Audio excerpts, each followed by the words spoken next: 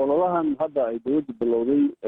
la xidhiidha sugidda ammaanka iyo soo celinta sharciyada sharciga waxaa loogu talagalay in muddo gaaban socdo ujeedadiisna waxa weeye in lagu soo qabqabato madaxda TPLF oo carqalad amni iyo mid siyaasadeed dalka ka waday muddo 2 sanadood iyo in ka badan iyada oo horeyna aan ognahay 20 sanadood inay ahaayeen kuwo xukuumad dalka oo ku caanbaxay xansuuq dil sarakicin kursi iyo maamulka marka inta uu kusoo dhamaanayo waxa ka muhiimsan ujeedooyinka loo bilaabay inta laga gaaray uu soconayo madaxweyne waxaa jira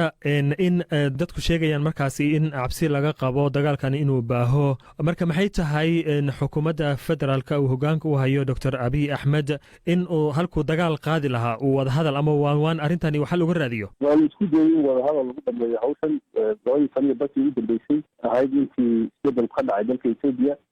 deed gaaban boo loo istaagay TPLF waxa ay hurinayeen colaado dalka ku haya qoomiyadaha in la isku keeno waxa ay leeyihiin saraakiil iyo dad macad kula dalka sidii Hajaal Hudaysa oo ahaa heesaagii Oromada ahaa iyo weliba rag fara badan oo madax ahaa waxay hurinayeen jabhado ay rabeen inay dalka ka geliyaan dagaal xogeeyeen waxay ka dhigteen gobolkii Tigray ee maamulayeen miisaaniyadii ay haysteen oo dhan meel ay ka soo abaabiyaan falal agabixiso oo xalifa sida daraadeed waxaa la isku dayay xal siyaasadeed loo raadiyo inaan la socotaa warmahayo laakiin odayaal fara badan oo muddooyin fara badan madaxda diinta ee wadanka iyo weliba ururka laftigiisa hadda talada haya dhammaantood waxay isku dayeen inay ka dhaadhiciyaan TPLF inay si sharciya iyo si siyaasadeed ku halganto oo wixii ay rabtaa ku doonato laakiin ay qalalaashaa joogto taas way diideen ugu dambeyn waxay ku dhawaaqeen doorashooyin sharci darra oo sharciga dalkuna ogolayn waxaa taa kasii dambeysay inay basxaad cad weerareen oo laayeen ciidamadii qaranka iyagoo weli madaxweynahooda uu sheegtay arrinta oo weli hubkii waa ka furanay margu layn lahaa sida uu isagoo hadalka u dhigay waxaana ma haysan hub garaaci karaa ilaa askarada meel walba marka mar halkaa xaaladda hadday marayso wax kaloo u furnaa dowladda federaalka iyo ra-iisul wasaaraha oo aan ahayn inta laba laga qaado kooxdaas waan gartay marka madaxweyne waxaa jira warar sheegaya in ciidamo ka tirsan kuwa deegaanka Soomaalida gaar ahaan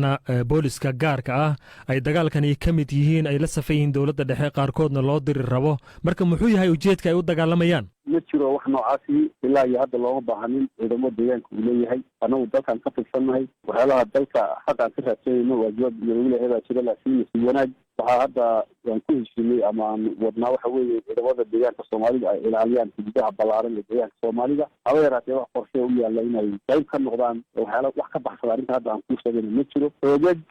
raba inay dana siyaasadeed ka gaaraan deegaanka Soomaalida oo waxaa jira caadisay barnaamijyada shacabka ay ku jahwareeriyaan xoogagaas ayaa maalmaha wadada arrintaas wax jira laakiin marka madaxweyne ma idiin muuqataa in ay jiraan maamullo aan ku qanacsanayn qaabka amaba maamulka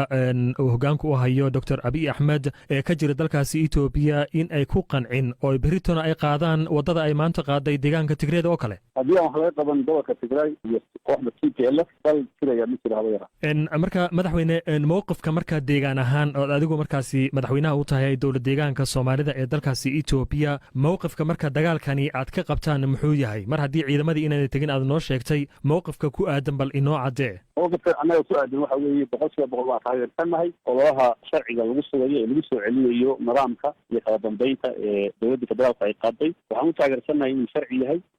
lagu kalifay dowladda inay arrintaa yeesho waxaa kaloo u taageersannahay in kooxda TPLF ayna naga mudnayn naxariis haddaan nahay shacabka Soomaaliyeed adigoo la socda taariikhdii shacabka Soomaaliyeed ku lahaa Ethiopia inayna jirin cid uga gacan kululayd ama uga xasuuq badnayd kooxda TPLF marka